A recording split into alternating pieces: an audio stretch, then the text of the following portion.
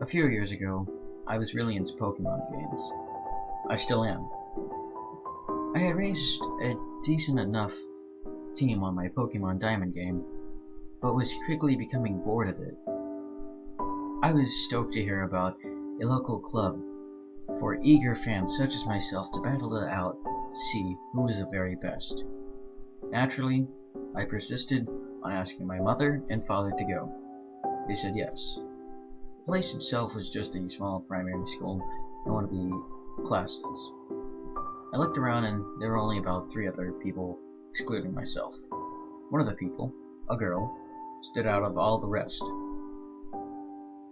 As I approached her, I said hi. I was replied with a smile from her.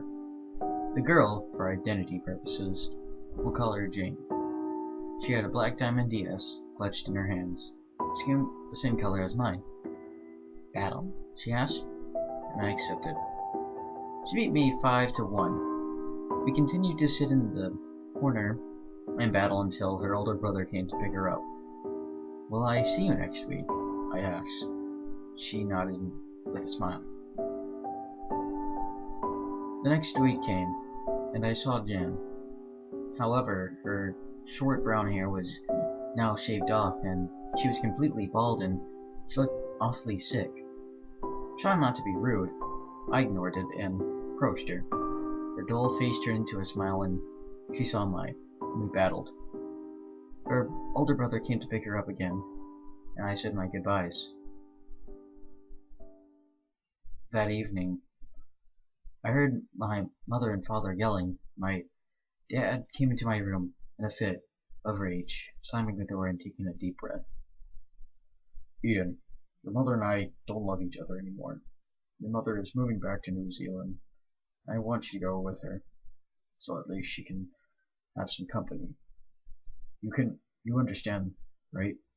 He asked, and I nodded. We left the following Saturday morning, and I didn't get a chance to say goodbye to Jan. We started our new life there. I forgot entirely about Jan. A few years later, I moved back to Australia with my fiancée. We moved into a nice house near my old one, and even started our own family.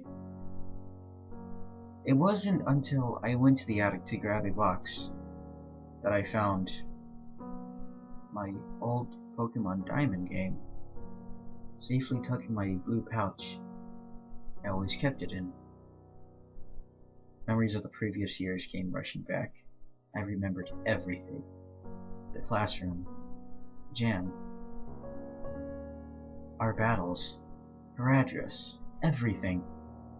I rushed out of the house, game clenched into my hand. I found her house. I knocked on the door, and to my relief, Jan's older brother answered. Ian, is that you? He asked. Yes, it's me, I said. Jan, is Jan okay? I asked. He swallowed and sighed. Jan passed away several months after you stopped going to the club, Ian, he answered. I felt tears in my eyes as I looked down. Oh, I'm sorry, I said. She left something for you, though. Was really persistent that you and only you received it. Won't be a minute, he said, entering the house, then coming back out and handing me a small package. Here, take it. I took it and opened it. Inside was a black Nintendo DS, with the game Pokemon Pearl inside. It was Jan's. There was a note attached. Dear Ian, I know this will never get to you, but so just want to say that whenever you come to the club, my role felt like maybe, just maybe, I have something to live for. Love you, Ian. Always will. Love, Jan. I clutched the package tight, tears rolling down my face.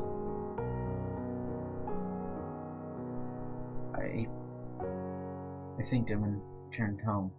When I did, my fiancée asked what was up, and I told her. I told her everything. Everything I remembered. She sighed and hugged me, wiped the tears from my eyes, and cuddled with me on the couch. And now, why Jan was bald. I now know why Jan was bald that day. She was diagnosed with brain cancer. I laid myself against her chest and fell asleep, a single tear trickling